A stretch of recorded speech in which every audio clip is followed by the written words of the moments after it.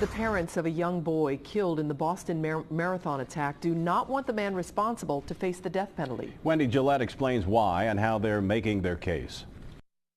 Dzhokhar Tsarnaev took the life of 8-year-old Martin Richard and 2 others when he and his brother detonated 2 bombs at the 2013 Boston Marathon.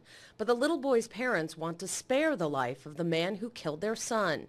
Bill and Denise Richard wrote an essay for the Boston Globe explaining their reasoning, writing, "We are in favor of and would support the Department of Justice in taking the death penalty off the table in exchange for the defendant spending the rest of his life in prison without any possibility of release and waiving all of his rights to appeal." Bill Richards is a dad who lost his son, and he's doing what a dad's supposed to do. Tsarnaev was found guilty earlier this month of all the 30 counts he was facing.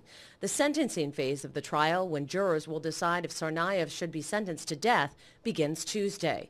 The Richards say the past 2 years have been the most trying of their lives. They were both injured in the blasts, as were Martin's 2 siblings. They wrote, "The defendant murdered our 8-year-old son, maimed our 7-year-old daughter, and stole part of our soul. We know that the government has its reasons for seeking the death penalty, but the continued pursuit of that punishment could bring years of appeals and prolong reliving the most painful day of our lives."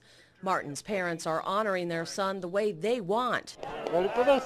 The organization they founded, MR8, held a 5K run this week. Several hundred, including Martin's brother and dad, ran in his memory. Wendy Gillette for CBS News. The U.S. attorney handling the case says she's very familiar with the Richards' views. She says their opinions, as well as those of all of the victims, continue to play a role in how the Justice Department will proceed.